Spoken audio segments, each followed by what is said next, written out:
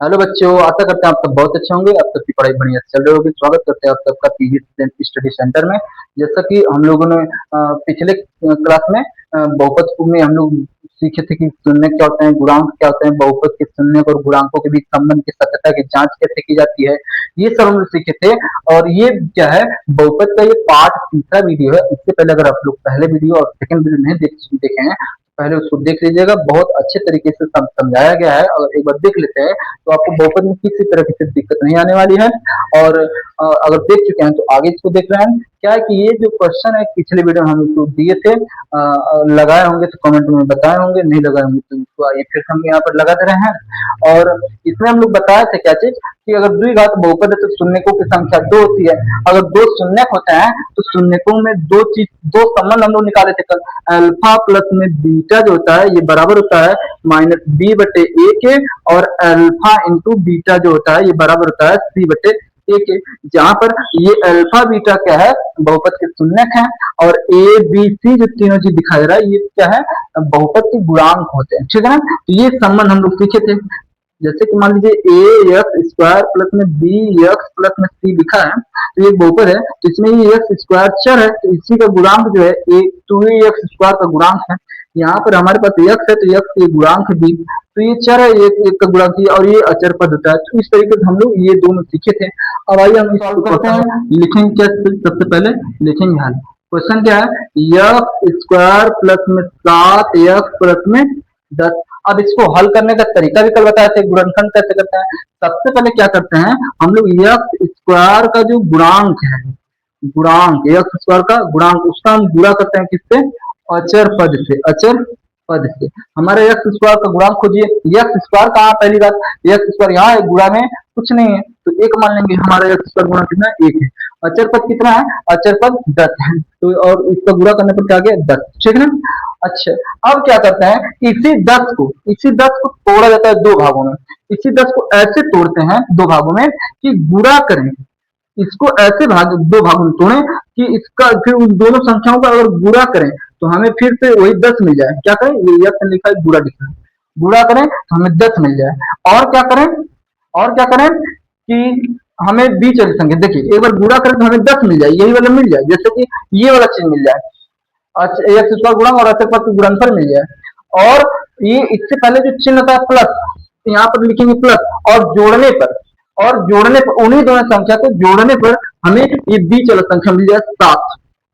जैसे अगर हम 10 को तोड़ें, 1 × 10 तो हमें 10 से कम 10 तो मिल जाएगा। और क्या 10 में एक जोड़ेंगे क्या हमें 7 मिलेगा, नहीं, ये तो गलत है। तो हम लोग 10 × 1 नहीं करेंगे, ये चीज इसी 10 के गुणनखंड में ही मिलता है। ऐसे 10 को तो ऐसा मिल सकता है 5 × 2, तो 5 × 2 बराबर 10 तो हो जाएगा। और 5 में 2 जोड़ देंगे तो हमारा 7 भी हो जाएगा। तो हम क्या करेंगे, ये वाला चीज ले लेंगे, जो 7 है उसको हम 5 + 2 लिखेंगे। तो इस बात को समझ गए। तो आइए सॉल्व करते हैं। तो क्या है, सबसे पहले एक्स स्क्वायर है लिख दिए, प्लस है प्लस लिख दिए, ठीक। फिर एक्स है, एक्स लिख दिए, प्लस है प्लस लिख दिए, 10 है 10 लिख दिए। केवल 7 नहीं लिखे, तो 7 को हम लिखेंगे 5 + में 2, इस प्रकार लिखेंगे। तो अब क्या होगा, एक्स स्क्वायर प्लस में 5 है, एक्स बाहर है तो गुणा करने पर बन जाएगा 5x। फिर प्लस प्लस और प्लस, ये प्लस हो जाएगा, 2 का एक्स के साथ गुणा होगा, 2x मिल जाएगा, प्लस में क्या है 10। अब इधर हम लोग इधर कॉमन करते हैं, इधर कॉमन करते हैं। तो अब देखिए यहाँ पर दोनों के पास x दिखाई दे रहा है, जो चीज सबके पास होता है उसको हम कॉमन लेते हैं। तो यहाँ पर दोनों के पास x है तो x मिल जाएगा। और यहाँ से एक x ले लिए तो एक x अभी बच गया। अच्छा बात सुनिए, यहाँ पर हम एक x इसलिए कॉमन लिए हैं क्योंकि इसके पास केवल एक x है, तो ये एक ही एक्स दे पाएगा ना, एक ही एक्स हम कॉमन ले पाएंगे। अगर यहाँ से गए एक्स स्क्वायर कॉमन लेने, यहाँ से तो कॉमन मिल जाएगा, लेकिन यहाँ से एक्स स्क्वायर कॉमन नहीं मिलेगा। इसलिए हम कम से कम चीज लेते हैं कॉमन जो सबके पास हो, क्योंकि एक्स स्क्वायर अगर इसके पास एक्स है तो यहाँ भी एक्स मिल सकता है, लेकिन एक्स स्क्वायर यहाँ है तो यहाँ से एक्स स्क्वायर नहीं मिल सकता, इसलिए हम एक्स लेते हैं। अच्छा, 5 यहाँ दे सकता है 5, लेकिन यहाँ 5 नहीं है तो 5 कॉमन नहीं है, ठीक। तो यहाँ से अगर एक्स ले लिए बाहर तो एक एक्स बचा, तो यहाँ आ गया प्लस में, यहाँ से एक्स चला गया, यहाँ केवल 5 बचा, ठीक, प्लस में। अब सोचिए यहाँ पर 2 लिखा है, यहाँ पर 10 में 2 होता है, हाँ होता है, 5 × 2 तो दो इसके पास है और पांच भी है, तो दो दोनों के पास है तो दो तो ले सकते हैं, यहाँ से दो ले लेंगे तो क्या बचेगा यक्स, और प्लस में यहाँ से पांच गुना दस होता है, तो दो ले लिए क्या बचेगा पांच।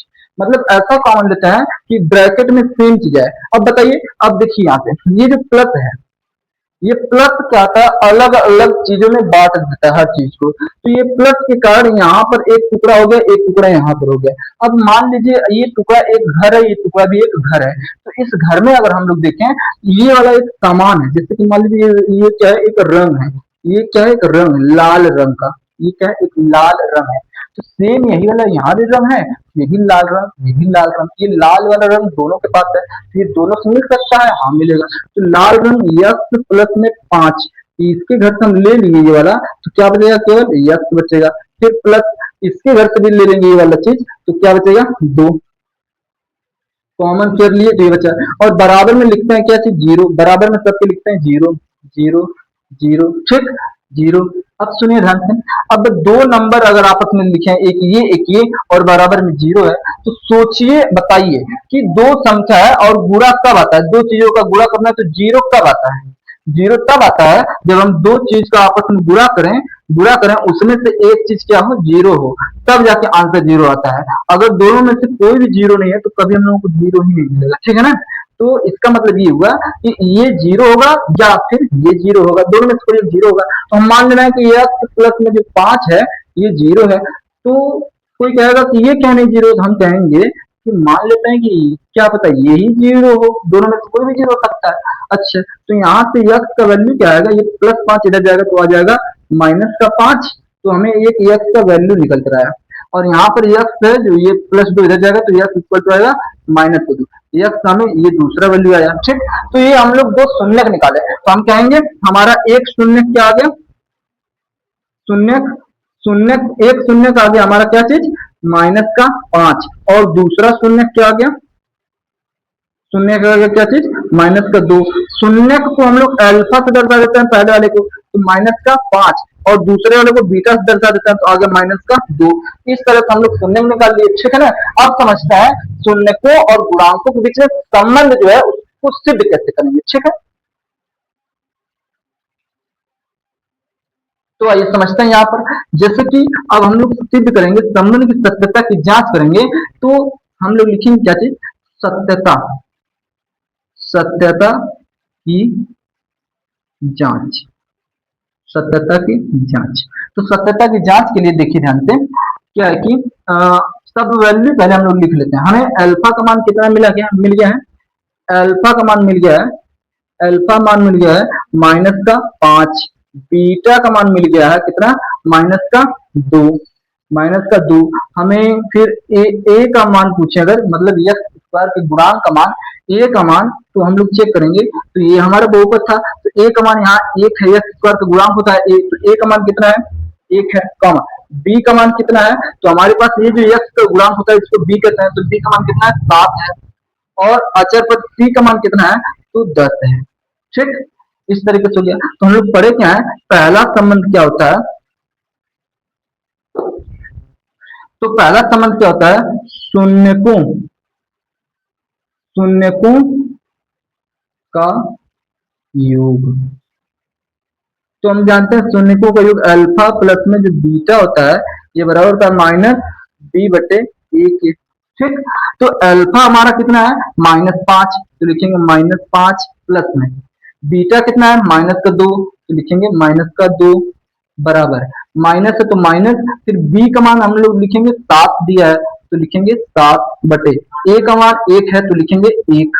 तो यहाँ पर क्या होगा माइनस का पांच प्लस माइनस हो जाएगा माइनस का दो बराबर, यहाँ पर एक का कोई मतलब नहीं, एक से भाग देंगे तो सात अब मिलेगा और यहाँ हो जाएगा माइनस का सात, यहाँ पे माइनस का दो माइनस का पांच मिलकर के हो जाएगा माइनस का सात। आइए हम थोड़ा सा इसको बता रहे हैं, जैसे कि समझिए क्या है माइनस माइनस यहाँ है तो ये एक सेम चीज हो गया, सेम चीज माइनस का संख्या पांच है, इसको मान लीजिए जैसे कि माइनस को मान लीजिए जैसे हरा गेंद मान लीजिए, हरा इसको मान लीजिए हरा, तो हरा रंग है कितनी बार पांच बार, तो माइनस है तो ये भी तो हरा रंग हुआ, तो ये दो बार है, तो हरा रंग पांच बार हरा रंग दो बार, कुल मिलकर हरा रंग कितनी बार हो जाएगा 7 बार और बराबर माइनस का 7। यहाँ पर हम देखें क्या चीज, एक संबंध हम लोगों का सिद्ध हो गया। दूसरा संबंध क्या है, शून्यकों का गुणनफल। यहाँ पर देखते हैं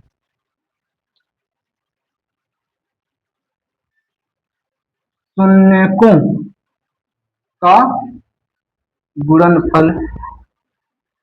शून्यकों का गुणनफल क्या होता है, अल्फा इंटू बीटा बराबर होता है 3/1। अल्फा का मान हम लोगों का क्या है, माइनस का 5 गुणे बीटा का मान क्या है, माइनस का 2, माइनस का 2 बराबर सी का मान क्या दिया है, सी कहाँ है, सी का मान क्या है 10 और ए का मान वही 1। तो माइनस से माइनस खत्म हो जाएगा, 5 गुना 10 और बराबर में 10। इस तरीके से हम लोग सिद्ध किए कि शून्यकों के शून्य कैसे निकालते हैं और शून्य और गुणांक के बीच में संबंध की सत्यता की जांच कैसे करते हैं, यहाँ तक इसके साथ लीजिए आगे बताते हैं। तो चलिए देखते हैं, यदि हमें शून्यकों का योग दे दिया है और शून्यकों का क्या दे दिया है, गुणनफल दे दिया है, तो इस स्थिति में हम लोगों को पूछेगा कि बहुपद को ही प्राप्त कीजिए। शून्यकों का योग दे देगा और शून्यकों का गुणनफल दे देगा और हमसे कहेगा कि उस बहुपद को प्राप्त कीजिए। तो चलिए उसको समझते हैं कैसे निकालते हैं। जैसे हमें शून्यकों का योग दे दिया, अल्फा प्लस में मान लीजिए बीटा, ये शून्यकों का योग है और अल्फा इंटू बीटा ये शून्यकों का गुणनफल है और ये हमें दे दिया है। तो इसकी मदद से हमें क्या निकालना है, बहुपद का पता लगाना है कि वो बहुपद कौन सा था। तो ये एक दूसरा टाइप है इस चैप्टर में, बस ये लास्ट टाइप है। इस टाइप से क्वेश्चन पूछेगा और एक जो हम लोग पिछला क्वेश्चन लगा उस टाइप से क्वेश्चन पूछेगा। इसके अलावा इस चैप्टर में कुछ नहीं है, ये लास्ट पॉइंट है। इसके बाद हम लोग कोई सवाल लगाएंगे और सवाल अगर खत्म कर देंगे। तो समझते हैं, जैसे कि मान लीजिए हमारे पास एक सवाल है, अल्फा प्लस में बीटा का मान मान लीजिए शून्यकों का योग दिया है -3, ठीक, और हमें दिया है शून्यकों का गुणनफल अल्फा इंटू बीटा बराबर मान लीजिए दिया है क्या चीज 2। तो इनकी मदद से हम लोग इस बहुपद को कैसे प्राप्त करेंगे, ठीक है ना। अच्छा समझिए, बताइए ये जो अल्फा प्लस बीटा होता है शून्यकों का योग, ये किसके बराबर होता है, अल्फा प्लस में जो बीटा होता है इसके बराबर क्या होता है, माइनस का बी बटे सी ए, माइनस का बी बटे ए। और अल्फा इंटू बीटा ये बराबर होता है सी बटे में ए, ठीक। अगर हमें दिया है अल्फा प्लस में बीटा बराबर -3 दिया है, तो हम इसको ऐसे लिख सकते हैं कि -3 बराबर अल्फा प्लस में बीटा और 2 बराबर लिख सकते हैं अल्फा इंटू बीटा, ऐसे लिख सकते हैं, ठीक। अब क्या होगा, ये जो -3 है, ठीक, ये जो -3 बराबर अल्फा प्लस बीटा बराबर होता है -b बटे ए। तो हम लोग क्या करेंगे, अल्फा प्लस बीटा जहां है उसके जगह पे क्या रख सकते हैं, -b बटे ए रख देंगे, ठीक। और हमारा जो ये 2 जो है ये बराबर दिखा रहा है किसके, अल्फा इंटू बीटा के, और अल्फा इंटू बीटा किसके बराबर होता है, सी बटे ए के, ठीक। इतना हो गया। अब देखिए ध्यान से, यहाँ पर माइनस से ये माइनस खत्म कर देंगे।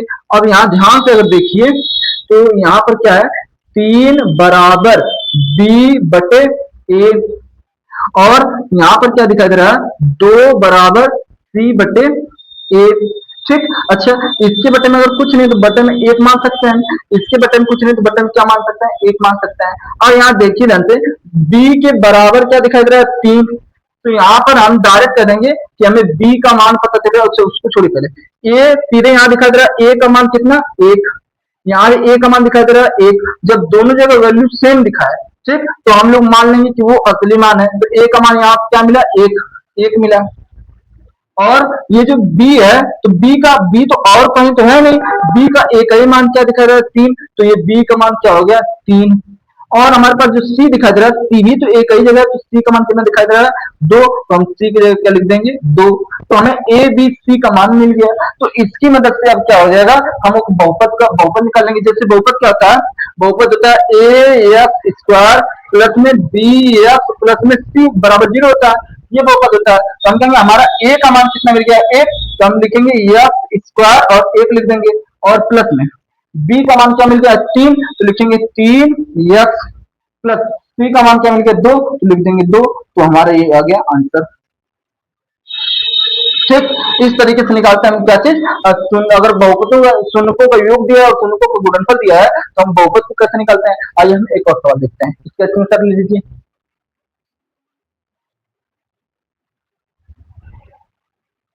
समझते हैं, यहाँ दिया है एक द्विघात बहुपद ज्ञात कीजिए। देखिए कहा कि नहीं, कहा कि एक द्विघात बहुपद ज्ञात कीजिए।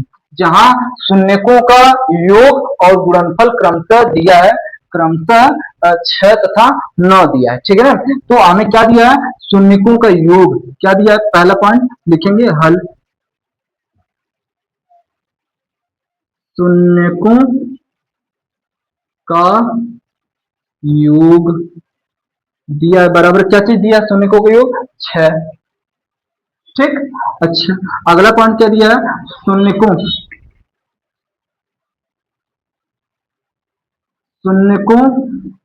का गुणनफल। शून्यकों का गुणनफल क्या दिया है, गुणनफल दिया कितना, 9। शून्यकों का गुणनफल 9। तो शून्यकों का योग क्या होता है, अल्फा प्लस बीटा बराबर दिया है 6। शून्यकों का गुणनफल का मतलब क्या, अल्फा इंटू बीटा बराबर दिया है 9। ठीक। अच्छा, तो अब हम जानते हैं क्या चीज, अल्फा प्लस बीटा ये बराबर होता है किसके, अल्फा प्लस बीटा बराबर होते हैं, यहाँ पर लिख रहे हैं, अल्फा प्लस बीटा बराबर होता है -b/a के। और जब अगर ये बराबर होता है तो इसके जगह पे ये रख देंगे तो बराबर क्या आ जाएगा, 6। और शून्यकों का जो गुणनफल है ये बराबर होता है c/a, और बराबर लिख देंगे क्या चीज, 9। अब क्या होगा, इसके बटन में हम क्या लिख देंगे, 1, और इसके बटन में लिख देंगे 1। अब हम यहाँ देखें सामने a का वैल्यू क्या दिखाई दे रहा है, 1, और यहाँ भी क्या दिखाई दे रहा है, 1। तो यहाँ पर जब वैल्यू सेम होती है, वैल्यू दोनों जगह सेम होती है, तो फिर वही असली आंसर हो जाता है, जैसे वही क्या हो जाता है, ए का वही रियल मान हो जाता है। तो यहाँ ए का वैल्यू देखिए, अगर ए का वैल्यू देखें तो ए का वैल्यू मिल गया 1। बी का वैल्यू देखें तो देखें बी माइनस में है तो ये माइनस यहाँ आ जाएगा, तो माइनस का 6। और सी का मान देखें तो सी के जगह पे सामने क्या दिखा दे रहा है, 9, तो सी का मान हो जाएगा 9। ठीक। तो हमारा जो बहुपद का एक मानक रूप होता है, तो कहेंगे बहुपद का मानक रूप क्या होता है, ए एक्स स्क्वायर प्लस में बी एक्स प्लस में सी बराबर में 0। तो हम कहेंगे ए का वैल्यू हम लोग क्या निकाले, 1, तो 1 गुणे एक्स स्क्वायर प्लस में बी का वैल्यू क्या मिला, माइनस का 6, और एक्स है तो एक्स प्लस में सी का मान क्या मिला, 9 बराबर में 0। तो 1 का एक्स स्क्वायर में गुणा होगा तो एक्स स्क्वायर, ये प्लस माइनस क्या हो जाएगा, माइनस का 6 एक्स और प्लस में 9 बराबर में 0। ये क्या मिल गया, एक बहुपद। यहाँ तक बात समझ आई। तो इस वीडियो में इतना ही, और बाकी अगले वीडियो में हम लोग सीखेंगे क्या चीज, कि इसके क्वेश्चन कैसे करेंगे। बाकी सब कॉन्सेप्ट क्लियर हो गए हैं, बाकी अगले क्वेश्चन में अगले वीडियो में केवल हम लोग को देखना है कि क्वेश्चन कैसे करता है। धन्यवाद।